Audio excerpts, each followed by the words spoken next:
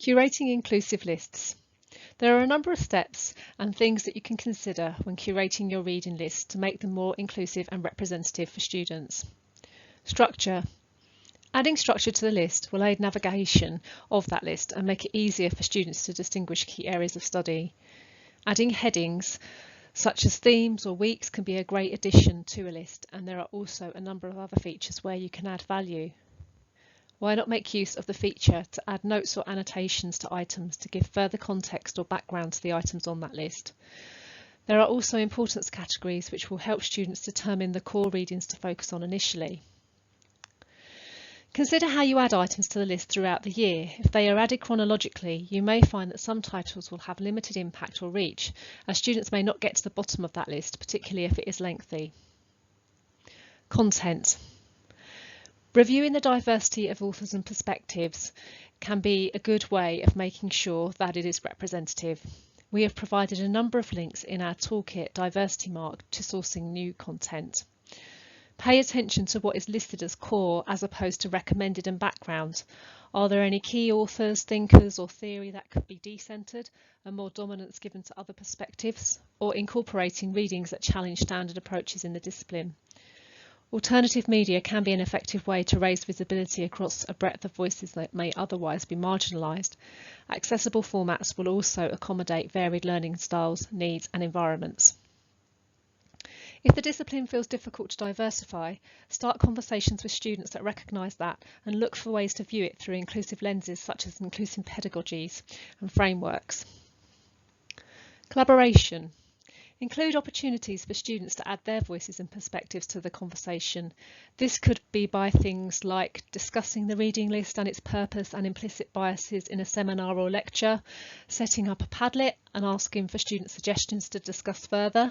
The Padlets could then be added as a standalone resource for the module or added to the reading list itself.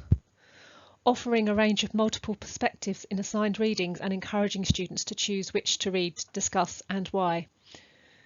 Think about enlisting your divisional liaison librarian. They can provide training and practical sessions that incorporate information and critical literacy and help to develop students' graduate attributes such as intellectual curiosity and global cultural awareness. Review. Reviewing the list on an annual basis will allow for new content or focus and suggestions to be added to the list. Via the list itself, there is a dashboard facility that will allow you to access statistics at item level so that you can see which materials have had the most or least usage, providing the basis for further exploration with students. If you follow these steps and meet the criteria, you will be in a good position to apply for the Diversity Mark Award, and this will indicate to students enrolled or considering enrolment to a particular module that there are diverse resources represented in the reading list. The Diversity Mark Award awards modules that have successfully gone through the process. It summarises the activities that led to the award, and it gets displayed in the VLE so that students can consider in module selection. It's dated and recorded to allow future monitoring and demonstrates institutional-wide progress in diversifying library collections and curriculum.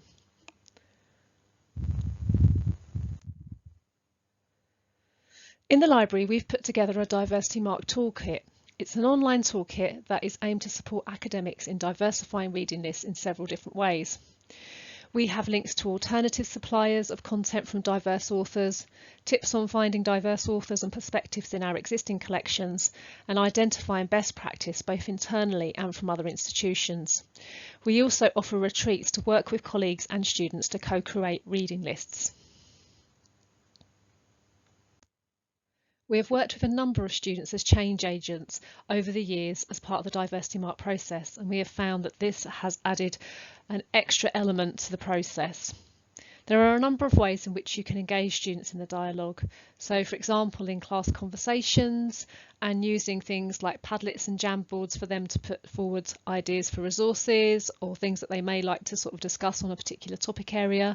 There are also things such as wiki hackathons, where students can suggest certain figures or areas that they may feel misrepresented or not as representative in the subject and create entries for those.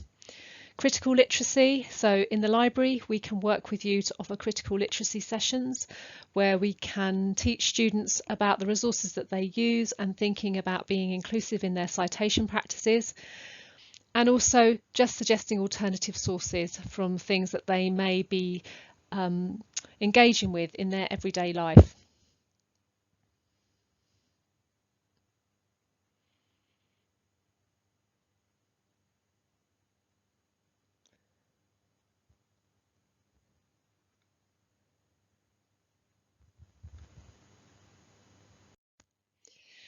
It's also important to think about sort of digital tools that are available to use as part of your reading list.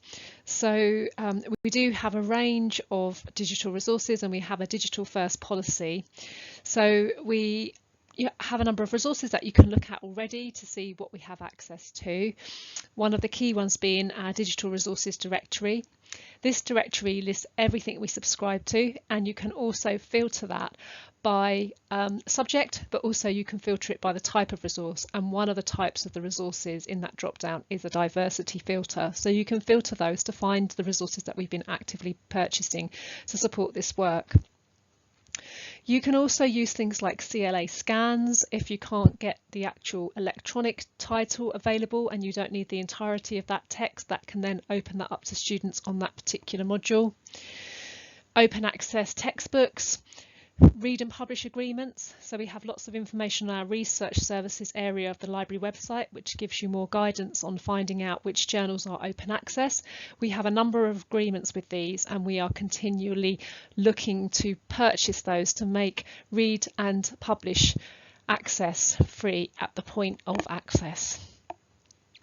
There are many links on the internet. So the Open Access Research Methods Collection is a database of titles that librarians have been sourcing sort of around the UK to find out which titles are actually available freely, open access, and that's a list and they've all been listed on that database so that you can go in and have a look to see if there are any relevant ones for your subjects.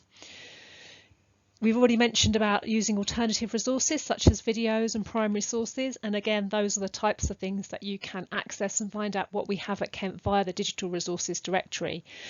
And probably most importantly, get in touch with your divisional liaison librarian. They will have the subject focus for that division and they will be able to give you an up-to-date account of what we actually have available and maybe even be able to suggest some resources or some methods that you could take for your particular module.